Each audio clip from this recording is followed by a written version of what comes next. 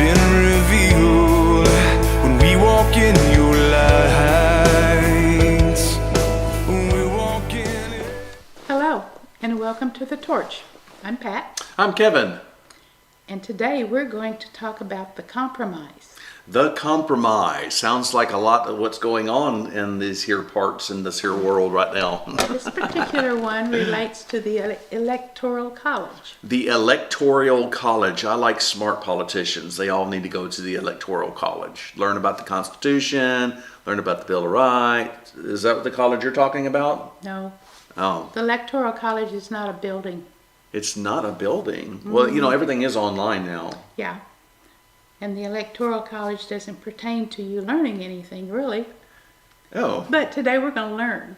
We're going to learn. You know, I think that everybody needs to learn about what the Electoral College is all about. So, we're going to play a video for you. It's a short one. It's called Do You Understand the Electoral College? Okay. Okay, let's run that video. Let's run it now. Okay, well, I'm going to get them all set up real quick. I want to talk to you about the Electoral College and why it matters. All right, I know this doesn't sound like the most sensational topic of the day, but stay with me because I promise you it's one of the most important. To explain why requires a very brief civics review. The President and Vice President of the United States are not chosen by a nationwide popular vote of the American people. Rather, they are chosen by 538 electors. This process is spelled out in the United States Constitution. Why didn't the founders just make it easy and let the presidential candidate with the most votes claim victory? Why did they create, and why do we continue to need this electoral college? The answer is critical to understanding not only the Electoral College, but also America. The founders had no intention of creating a pure majority-rule democracy. They knew from careful study of history what most have forgotten today or never learned. Pure democracies do not work. They implode. Democracy has been colorfully described as two wolves and a lamb voting on what's for dinner. In a pure democracy, bare majorities can easily tyrannize the rest of the country. The founders wanted to avoid this at all costs. This is why we have three branches of government: executive, legislative, and judicial. It's why each state has 2 senators, no matter what its population, but also different numbers of representatives based entirely on population. It's why it takes a supermajority in Congress and 3/4 of the states to change the Constitution. And it's why we have the Electoral College. Here's how the Electoral College works. The presidential election happens in 2 phases. The first phase is purely democratic. We hold 51 popular elections every presidential election year, 1 in each state and 1 in D.C. On Election Day in 2012, you may have thought you were voting for Barack Obama or Mitt Romney, but you were really voting for a slate of presidential electors.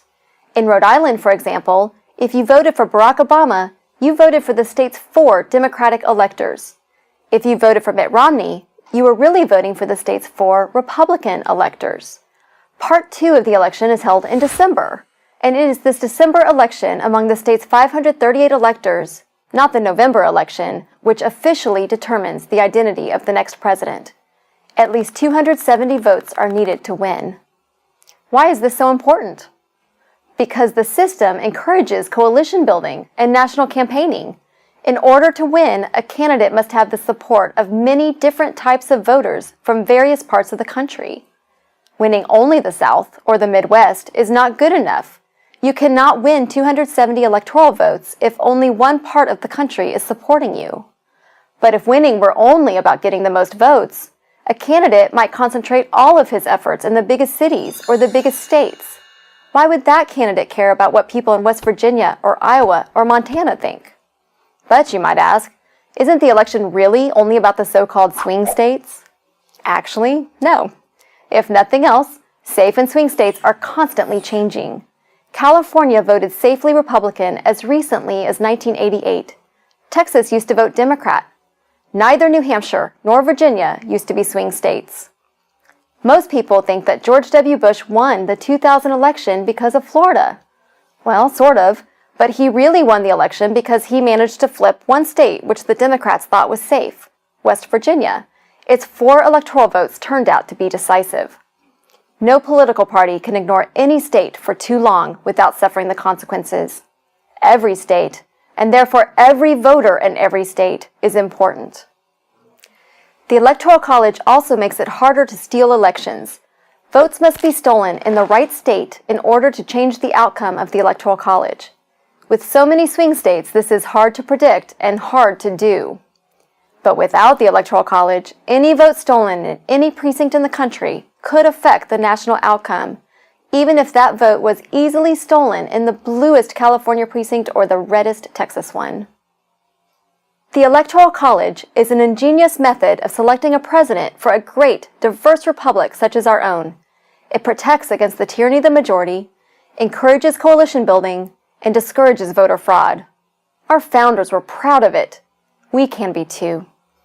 I'm Tara Ross for Prager University.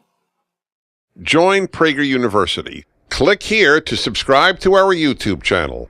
Click here to sign up for free at prageru.com for quizzes, contests, and prizes.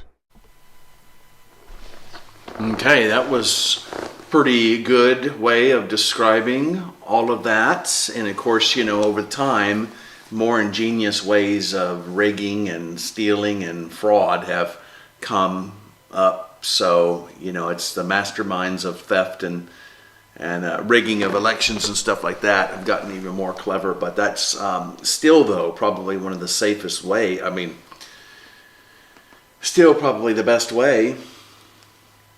It appears so, you know, but let's understand where the founders were coming from. Mm-hmm. They spent months during the 1787 Constitutional Convention trying to come up with and resolve their differences. And one side of the group wanted Congress to choose the president. The other wanted the popular vote. Well, the opponents to the Congress, having Congress choose, said that was too much of an opportunity for corruption between the two branches, legislative and executive. Yeah, right. Mm-hmm. The opposing group for the popular vote, well, there again, they feared that a president appealing to the people could command dangerous amounts of power.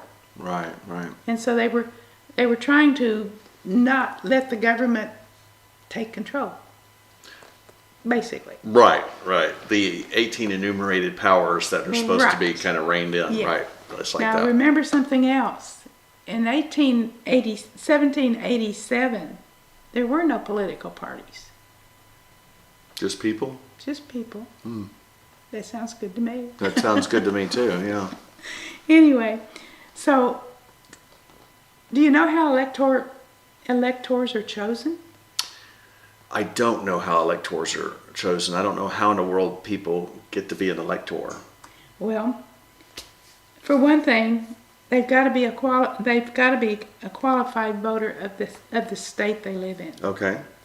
The other thing is they cannot hold a federal office of profit or trust. Okay. And usually they are a member of the particular political party. Mm-hmm. Sometimes they go outside with people that they've dealt with, but generally that's the case. They're at the national convention or at the state convention level, I guess. They choose. That's where they choose the candidates for the electors, and basically the elector is there. When you vote for the president, you're not voting for that person. You're voting for the electors. The electors, yeah. And each state has a specific number of electors. For example, California has 53, 58, something like that. And Texas has 40. In the last election, Texas had 38. The number is based on the census. Right, right. and the population. Well, Texas had an increase in population, so they were increased by 2 electors. So is that 20 on one side, 20 on the other electors? 20 Republicans and 20 Democrats? Yeah. So 40 total Yeah, to vote. Okay. 40 total. So the person, like, you just get a No. letter in the mail? No, Oh, excuse me. I just said that wrong. No. The Republicans, if it's Republicans, there's 40 Republican electors. Oh, okay. So if the president who has the popular vote is Republican, that's 40 electors. They all go there. So Not again, necessarily, we'll get into that in a little bit. they're supposed to all go. Well, Maybe. Well, It's gonna- maybe. So, So how do you just get a letter in the mail? Like, hey, we want you to be an elector? I don't know how they do that. They Yeah, notify them some way. Somehow they do Yeah, that, huh? They somehow notify them and let them know. Yeah. And they maybe have voiced their opinion that they'd like to be one or something, you know. I don't know. I'd like to be one. Well, let's check it into it. Yeah, I don't know. Excuse me. Anyway, so what it amounts to is when the electors go to meet at the end of the general election, they all come together at a certain date and time, and if the popular vote was for a Republican or a Democrat, most states will, yes, let that be what they vote for. They will put their votes to that candidate In that state. in that state. Like whoever had the most votes in that state, that's who the electors are supposed to. Not, don't use the word supposed to. Oh, supposed to. I'm sorry. I'm getting ahead of myself. Because it depends upon the state. And I'm going to get into that here closer to the end. Okay. Because it's a movement that's coming about right now.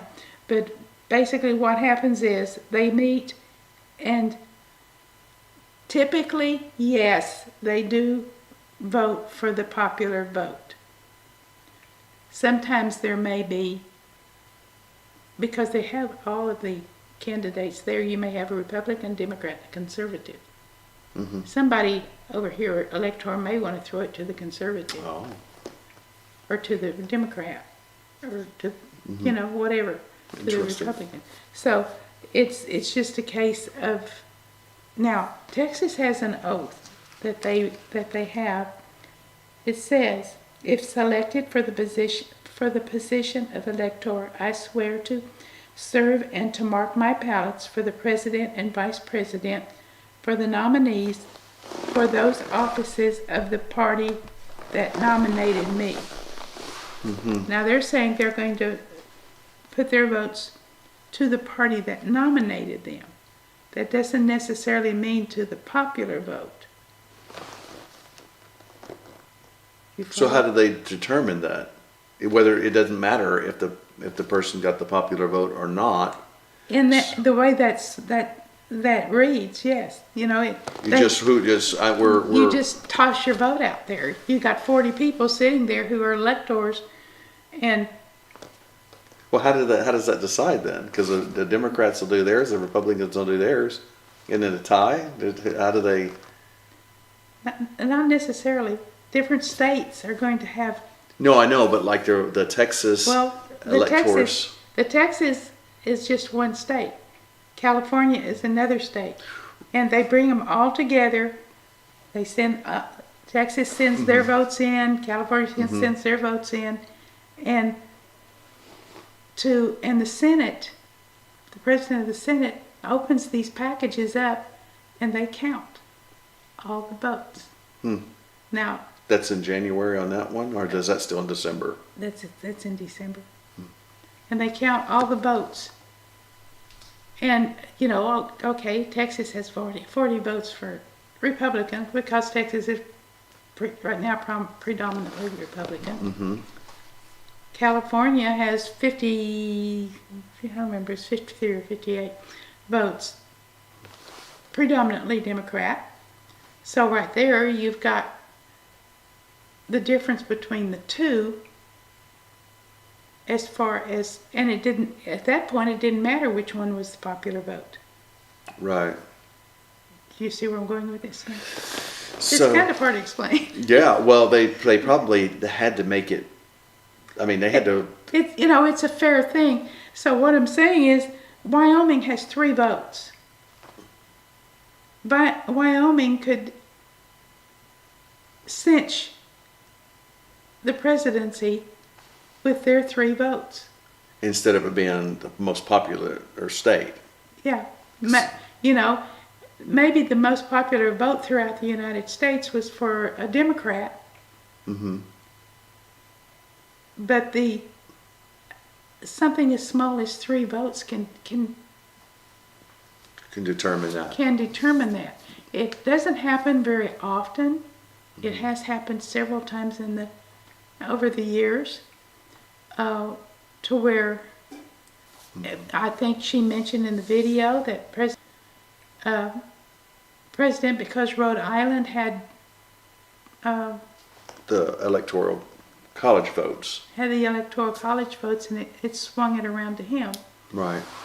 So, that's, It's still genius, though. yeah. As even as complicated as it is, we should not be monkeying around with things that have worked and preserved the republic for 200 and something years, when there's no nation that I know of, there's no other nation on earth that has had the longest running time under the same constitution, Bill of Rights, the whole thing. I mean, there's been changes throughout all the European countries are older than the United States, but they've gone through multiple revolutions, multiple changes of their political system, multiple constitutions of, their own. That's the reason that our Constitution reads as it is, because our founders had just fought a revolution.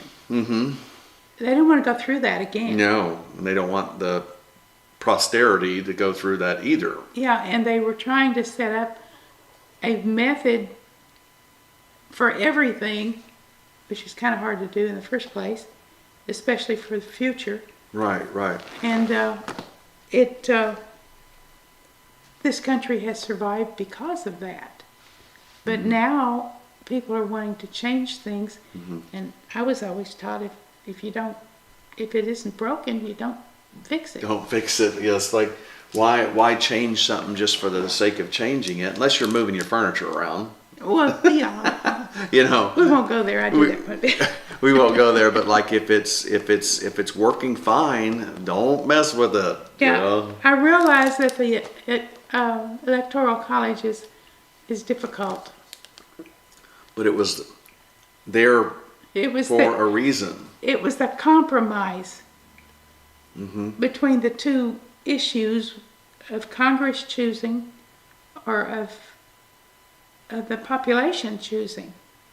Either way, you had one large group of people dictating. There's that word, dictating. To another, to everybody.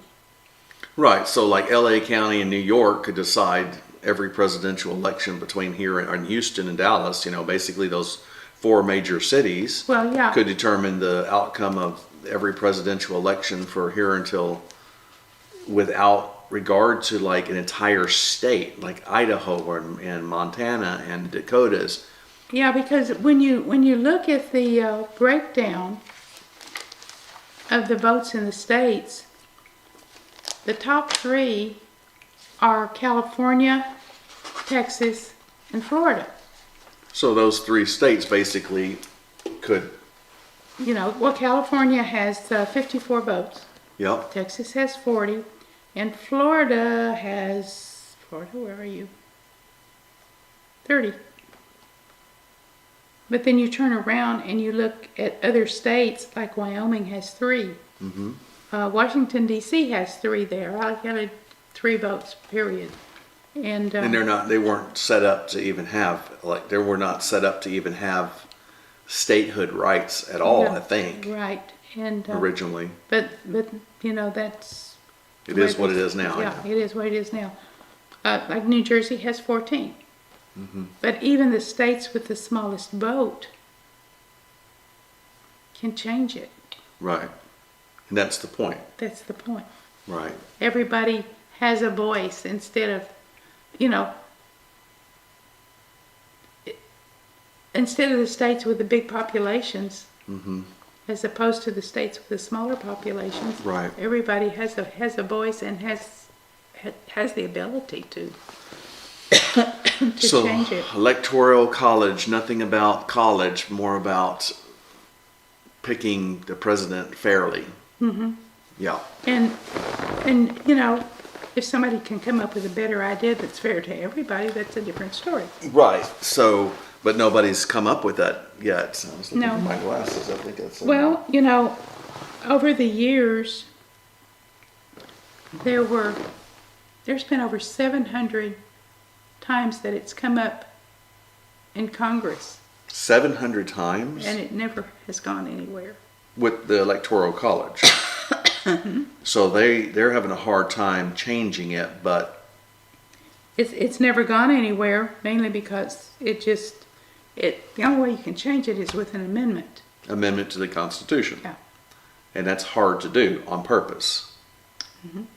Now, there is a group.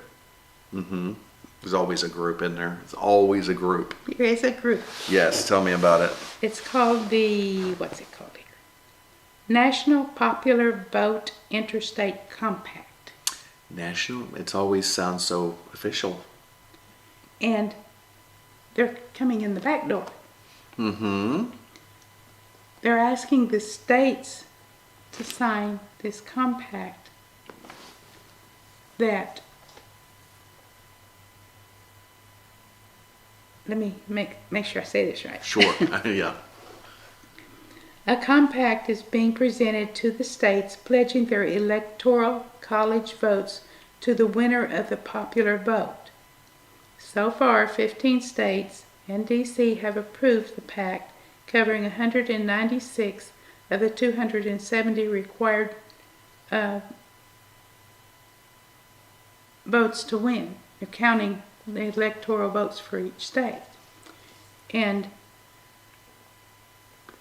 it won't go into effect in any of the states who have already passed it through their legislature until that 270 mark is reached, because they need 270 votes to win the presidency. Right. Now, a lot of the states already stick with whoever has the popular vote. Some don't.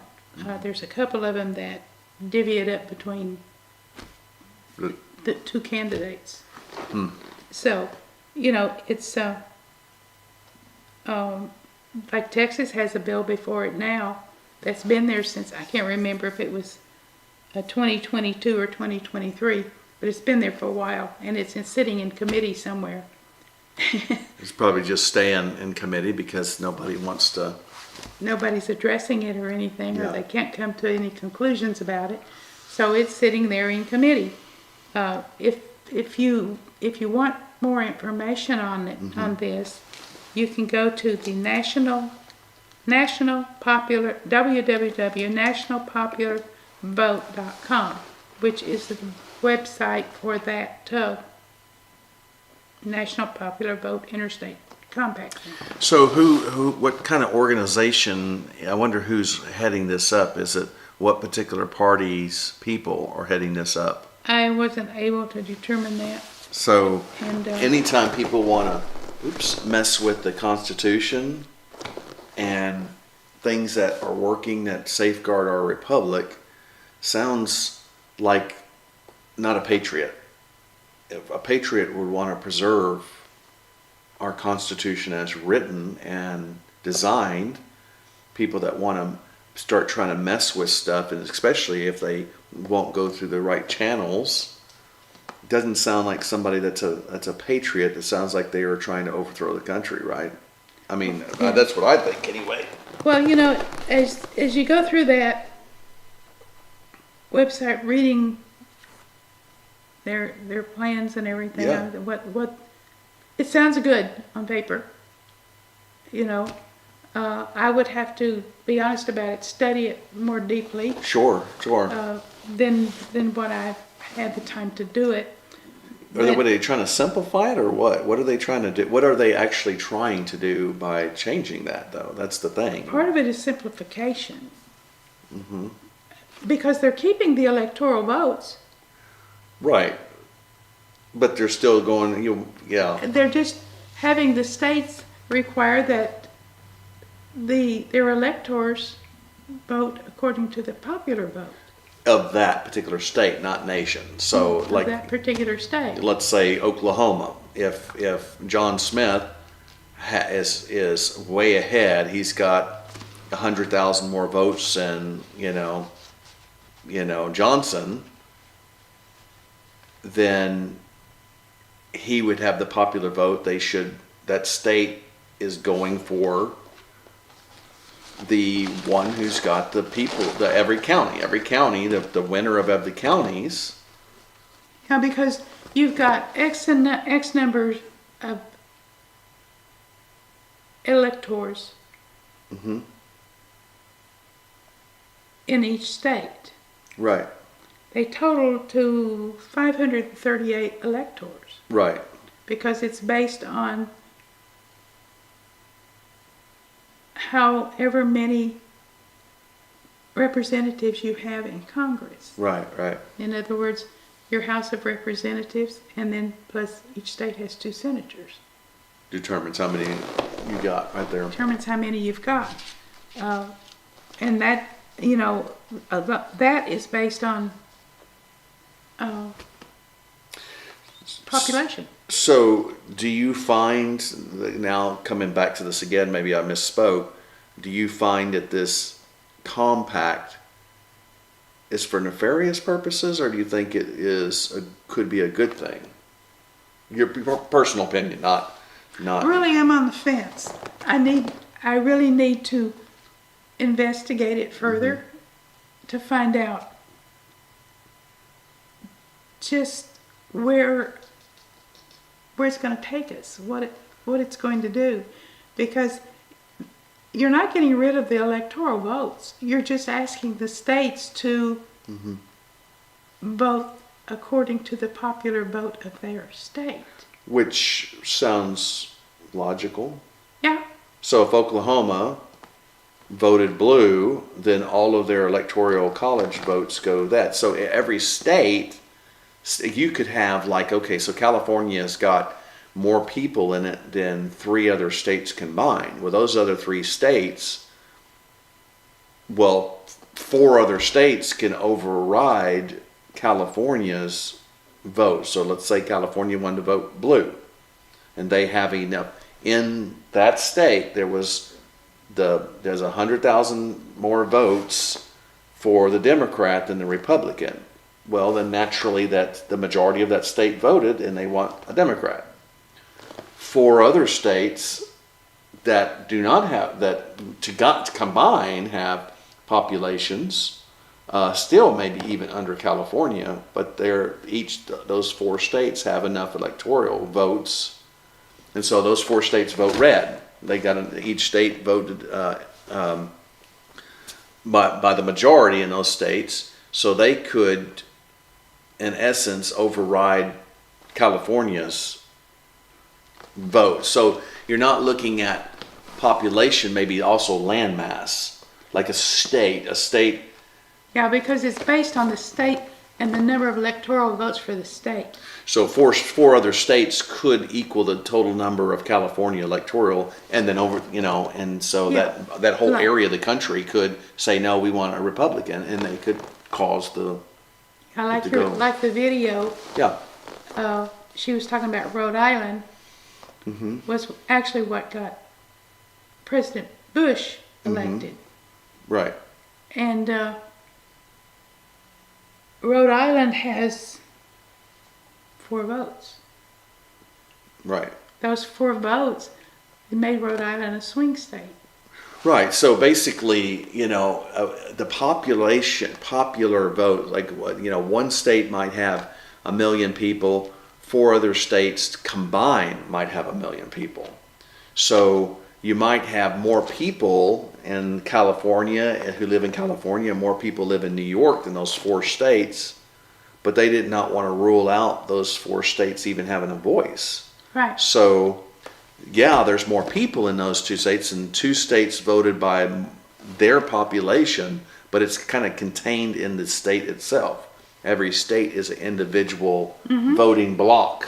So instead of it saying, well, California and New York are, because they might have more votes, more popular votes for that particular person, but you have great swaths of the country with less people actually voting, but their majorities are still voting for the other candidates. So, it does make sure that the particular states have equal say. Yeah, and so you've got a state that votes Republican, you've got another one over here that votes Democrat.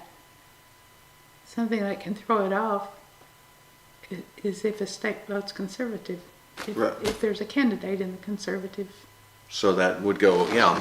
Yeah. So it's still, I think it's still an ingenious thing. I mean, Yeah, it's, and what it's doing is having each state agree to the electors casting their vote for the one who won the popular vote in that state. And just very simply. that actually does sound okay. I was thinking that maybe that was a unpatriotic thing, but maybe It's along the same lines. I mean, and yeah. in reality, if you think about it, a lot of the states already do that. so it's nothing new. It's just trying to get everybody on board the same thing. So Yeah. there's nothing, So, The electors, the way it sits right now, pretty much, unless the state has already agreed, yeah. but these states are not held to that. So the actual, like Texas, let's say Texas has 2 million more people vote for the Republican, and if they didn't have the oath, they could just say, we're going to give it to the other guy anyway. Technically, right? Technically, But they have an oath to give it to the one who,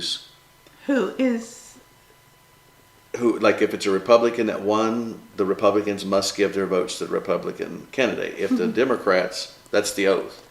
They must give it to the party that won. Something No. like that. to their party, To their party. So their party. the 40 go to him, 40 You're go to him. confusing me. Yeah, I'm confused about Texas. Texas is a little bit squirrely. But Yeah, that's a little bit squirrely. So- And I'm a little bit not sure how they go. And right now, the bill for them to sign this compact has been sitting there for a couple of years. And so that's kind of where it is. what it is. So what would you, in these final moments here, how would we wrap this up? Stay tuned. Stay tuned. We will be taking, oh, by the way, we are in a kind of a different set today than our normal American flag set. So we'll try to be back on the normal set here coming up. But this is kind of nice, isn't it? Yeah, that's kind of nice. Yeah, kind of nice. And I'm looking for my glasses. I didn't never get up, and they were on my Maybe you're sitting on them. I hope not. Oh, there they are. Well, I didn't have my glasses to see where my glasses were. So But no, the whole thing with this is you need to keep an eye on that bill that's in Texas, you Texans, and the rest of the country. You need to check where your state stands on it. Maybe they have bills too. Here in Texas, you can go in, and I haven't checked it in other states. I kind of run out of time doing things like that. But you can go to www.capital.texas.gov, and you can put in the bill number. There's 2 different bills presented by 2 different people. One of them is S like Sam, B like boy, 95, and the other one is H like Harry, B like boy, 237. And right now they're just sitting in committee somewhere and not progressing. But if you want to keep an eye on them, that's how you would do it: is go there and go to legislation, and our activity is also on there. You can go to that and see what's going on with those bills. Can I see what's happening? Or, for that matter, any other bill that you'd like to check on. And if they, I mean, that is good research and digging for individual people, but if they, at the bare minimum, if they're not sure, like if they can keep up with where the bills are, join a organization that leans their way. Like there's organizations here in Texas, like Texas Values, the True Vote Texas, some organizations like that have people that do watch those bills and can inform the people in summary, because we know it's hard to keep up with everything going on. So some of the grassroots organizations that are keeping you in, that do watch those things, like Texas Values, for instance, it's a conservative organization that deals with a lot of the like morality issues, family issues, things like that would affect the family unit. Instead of trying to keep up with those bills, you could get a newsletter, and they make it easy to be involved, which is part of the modern technology. It's like instead of you having to go down, I encourage everybody to go down to the Capitol one time, at least go to the legislator. I mean, it's an interesting thing. And then you also got these groups like American Family. Yeah, American Family Association. A lot of times I'll get stuff from them that there's a bill coming up for vote that goes against what American Family stands for. And you can sign a petition indicating that you don't want that bill to pass, and then they send it out to the legislators. And so that's another avenue. I did not want that to die on us. Why would we lose something? It wasn't plugged in.